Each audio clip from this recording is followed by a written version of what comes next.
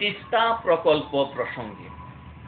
তিস্তা প্রকল্পে বাংলাদেশের পাশাপাশি ভারত ও চীনের অংশগ্রহণ বাংলাদেশের জন্য হবে বিরাট একটা লাভজনক ব্যাপার। Hi everybody, I am Junaid Ashrafur Rahman, Honours Masters LLB from Bangladesh, Mymensingh District, Nandan Municipality, 5 number ward. Hello, আমি Junaid Ashrafur Rahman, honours masters LLB.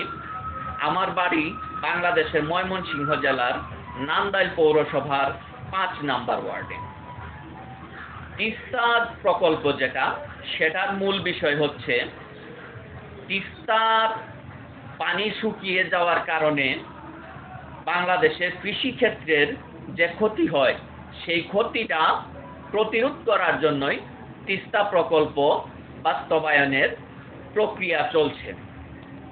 Teesta হচ্ছে একটা আন্তর্জাতিক নদী। এই নদী ভারতেও আছে, বাংলাদেশেও আছে।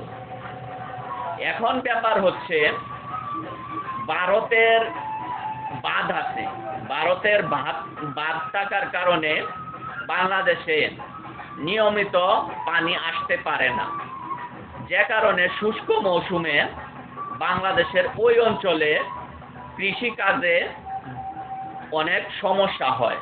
বিশেষ করে সেচ দিতে পারে না, সেই এলাকার কৃষকরা ক্ষতিগ্রস্ত হচ্ছে সরাসরি, অর্থাৎ প্রত্যক্ষভাবে ডাইরেক্টলি সেই অঞ্চলের কৃষকরা ক্ষতিগ্রস্ত হচ্ছে, এবং পরোক্ষভাবে অর্থাৎ ইনডাইরেক্টলি বাংলাদেশের অর্থনীতিও ক্ষতিগ্রস্ত হচ্ছে। কেননা যদি পানি থাকতো তাহলে কৃষিকাজ অনেক বেশি হতো, এতে অনেক ফসল উৎপাদন হতো, আর ফসল উৎপাদন হলে সেটা বাংলাদেশে কি করতো, বিভিন্ন জায়গায় সেটা কি হতো, ট্রান্সপোর্ট হতো, আর এতে কি বাংলাদেশের মানুষ আরো স্বল্প মূল্যে কি করতে পারতো, ফসল কিনতে পারতো, শাকসবজি কিনতে পারতো, ধান চাল কিনতে পারতো।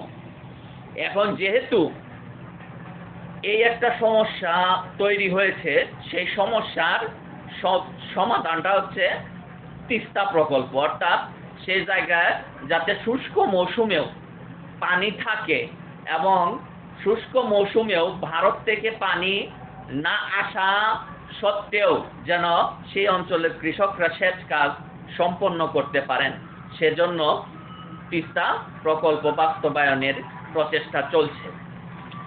এখন তিস্তা প্রকল্পের যে ব্যবস্থাটা, এটা হবে কিন্তু বাংলাদেশে, ভারতেও হবে না, চীনেও হবে না।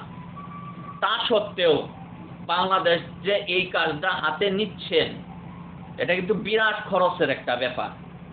সেখানে তো টাকা লাগবেই, মানুষও লাগবে, অনেক যন্ত্রপাতিও লাগবে, প্রযুক্তিও লাগবে। সেজন্য বাংলাদেশের জন্য সেটা একটা বিরাট ব্যয়বহুল ব্যাপার। এখন সেই প্রকল্পে ভারত এবং চীন চাচ্ছে বাংলাদেশকে সহযোগিতা করতে।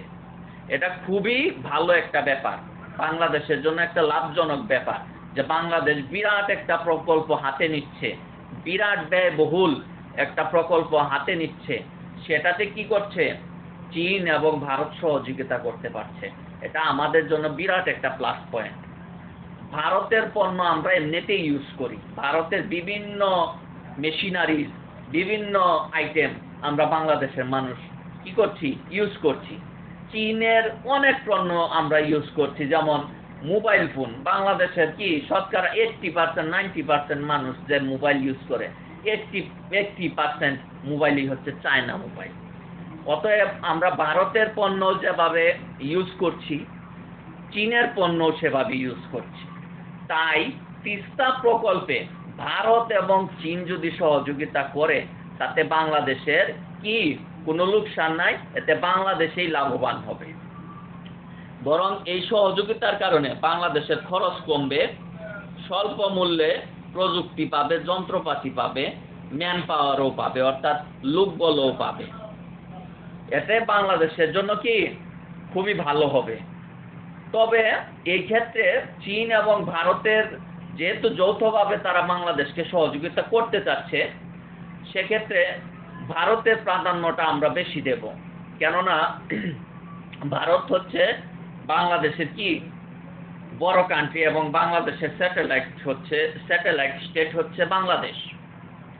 এখন বিষয়টা হচ্ছে আমরা বাংলাদেশের মানুষ, আমাদের জন্য এটা কখনোই ভালো হবে না যে ভারতের স্বার্থের বিরুদ্ধে গিয়ে চীন অথবা অন্য কোনো রাষ্ট্রের সাথে আমরা কি করি, বেশি সম্পর্ক করি, অথবা ভারতের স্বার্থ বিরোধী কোনো চুক্তিতে আমরা স্বাক্ষর করি, অথবা ভারতের স্বার্থ বিরোধী কোনো রাজনৈতিক, অর্থনৈতিক অথবা আঞ্চলিক কোনো জোটে আমরা অংশগ্রহণ করি।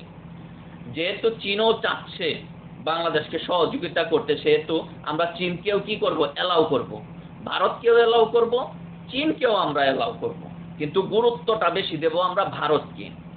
ভারতের স্বার্থ রক্ষা করে আমরা তো আমাদের জন্য তিস্তা প্রকল্প করবই, সেটা আমাদের ভালোর জন্য, উপকারের জন্য, কিন্তু সেক্ষেত্রে আমরা ভারতের কি স্বার্থটাও আমরা দেখব, তারপরে দেখব আমরা চীনের স্বার্থ। অর্থাৎ আগে আমরা আমাদের বাংলাদেশের স্বার্থ, বাংলাদেশের উপকার, বাংলাদেশের লাভজনক ব্যবস্থা, এরপরে ভারতের গুরুত্ব, এরপরে হচ্ছে চীনের গুরুত্ব। অর্থাৎ ভারতকে বাদ দিয়ে আমরা চীনকে বেশি গুরুত্ব দিব না, কারণ সেটা আমাদের জন্য ভালো হবে না।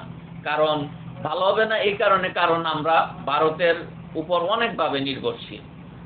অর্থাৎ এখন যদি তিস্তা প্রকল্পে বাংলাদেশের সাথে ভারত এবং চীন যোগদান করে, তাহলে সেটা বাংলাদেশের জন্য অবশ্যই প্লাস পয়েন্ট হবে এবং বাংলাদেশের মানুষের জন্য ভালো হবে। তো তিস্তা প্রকল্প খুব ভালোভাবে সম্পন্ন হোক, বাংলাদেশের মানুষের উপকার হোক, এই কামনা করে আজকের ভিডিও এখানেই শেষ করলাম। আসসালামু আলাইকুম।